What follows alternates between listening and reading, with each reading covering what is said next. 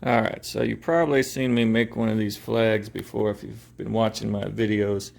But what I want to do now is make a lot of these flags, and it takes a lot of clamps like this one to make this, to clamp it all together when I glue it together. And I don't have a lot of clamps. I have a few clamps that can make one at a time, but if I want to make a lot of these things, then I'm going to either need to buy a whole lot of more clamps or come up with a different idea. So this is my different idea. Is I have a clamping system that I'm constructing right now, and what it's going to do is eliminate the need for any of these clamps at all and just use simple hardware like this I just went and got at the home store, and we're going to see if this works. So check it out. So I started with some old flooring that I always use because it's round for the base, and then I screwed in from underneath these 2x2s all the way around the perimeter of a sample section of what will eventually be a flag. This part's not stained yet. That part over there is stained. But I just put it in here to hold the place of how big the flag is.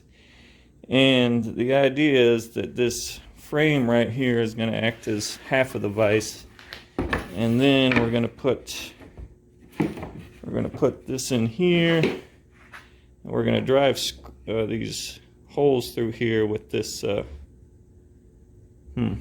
that's interesting.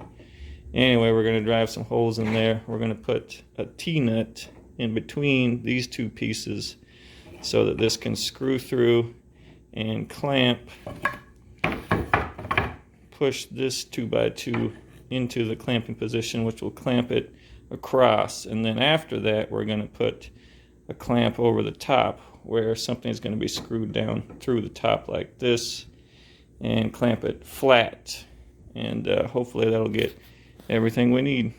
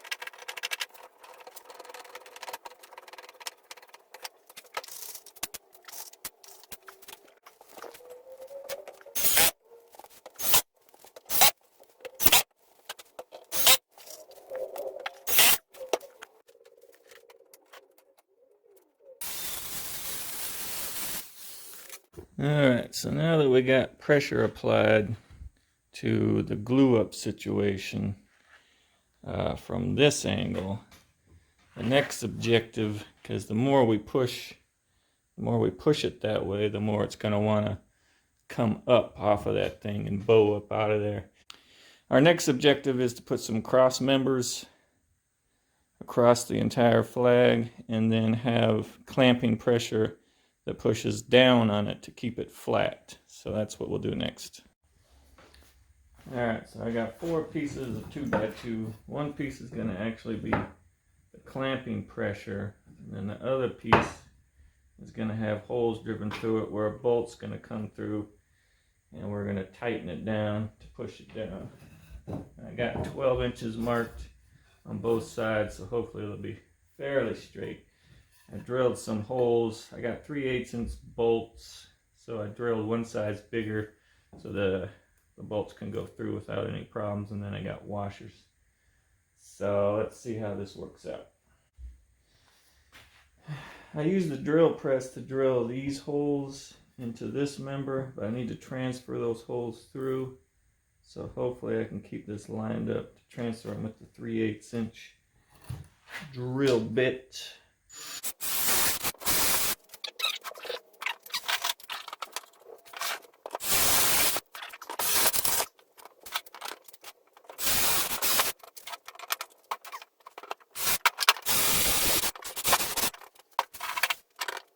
Alright, so since I got, I don't know, it's kind of stupid, but I got a 3/16" hole here, so this thing actually needs to be screwed through. That'd take a while to do by hand.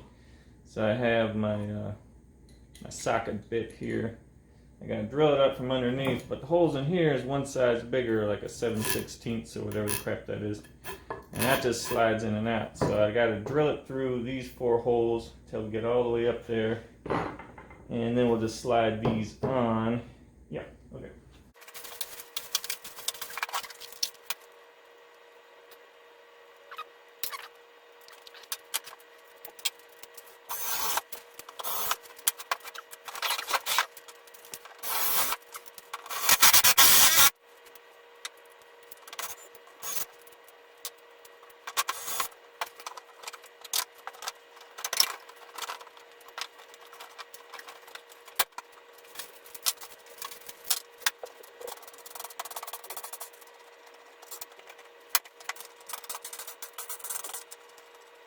Alright, so now we got a jig designed specifically for these flags that have good vertical clamping pressure. Well, let's call that. This is horizontal clamping pressure, and then we have good vertical clamping pressure. You see it pushes down right there. And that would be really good for the glue up, and it requires no clamps, so I don't have to buy a bunch of those. This whole system cost me about, I don't know, $25, mostly hardware. And hopefully this will get the job done so I can really streamline the process of making these flags. Oh, some of the problems I ran into were, as you can see, I got these extra long because I wanted to make sure they weren't too short, and I figure you can't be too long. It just kind of gets in the way. But what else? There was something else wrong. I can't remember what it was. Oh, this got screwed on a little crooked because it was crooked to begin with. Some of one of these wing nuts, actually the tip of this bolt was like cross-threaded, but I forced it through and then it started to work right.